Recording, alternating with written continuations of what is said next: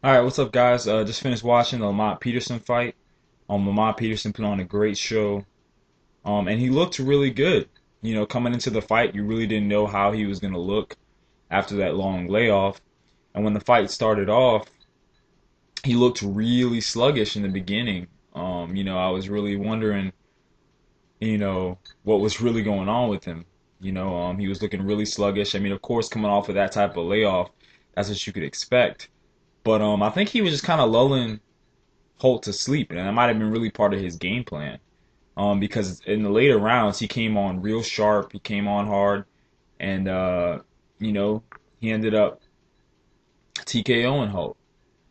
And you could really see that, it's a good thing that the referee Meek stepped in and stopped the fight because it would have got real nasty for Holt. It was already getting real nasty. Peterson looks like he's actually gained some power. Or maybe it was just his ability to really land flush on Holt. I don't know, but he was just looking really strong in there. And as usual, he's really good at taking shots. He has a good chin. My concerns about Peterson moving forward are just kind of his defense. He's really there to be hit. In all of his fights, you just kind of notice that. And even the way he kind of ducks and bobs and weaves sometimes, he's a little bit off balance.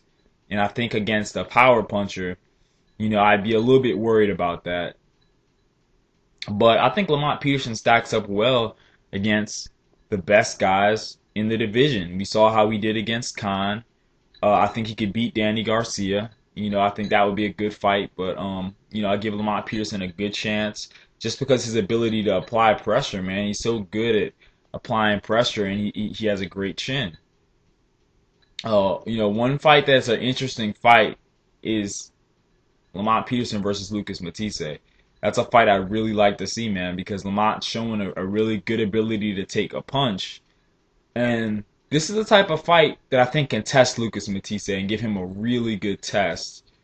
Because Lucas Matisse has been in there with guys who are guys that kind of back down. Guys that at some point you could break them down mentally and then physically. When you look at the fact that he was in there with Zab Judah, the fact he was in there with Alexander, and then recently he beat Mike Dallas. Impressive fights. But all of that being said, these are guys who, like I said, mentally you could kind of break them down. All those guys who I just named.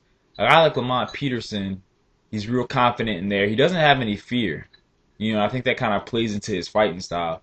That would be a really interesting fight, man. Congratulations to Lamont Peterson. I'm very glad to see this guy, get back to where he's, in this position to get into some big fights. How could you not, feel bad for him, as far as his story goes, I mean, the guy's got a great story. All that being said, I really hope he kind of stays away from that whole testosterone boosting thing and just kind of stays clean and does it the right way. But yeah, I'm just glad to see the guy back in contention. Kendall Holt is just looking like you're pretty much kind of a gatekeeper at this point. He's just a solid C plus fighter. Um, I mean, that's really giving him a lot of credit, calling him a C plus fighter, to be honest, at this point. But that's what he is. And he's just going to be one of those guys that gives people a tough fight. I think he's going to be the type of fighter that, you know, he's going to find himself in fights like this a lot, in fights where he's fighting to kind of get to that next step. But it's just looking like he can't really get over the hump, which is unfortunate. But good fighter in his own right. And, he'll probably find himself in a couple of these type of fights again, So all around, a great show. Props to Lamont Peterson. Let me know what you guys think, and let me know some fights that you guys would like to see in the 140-pound division. Peace.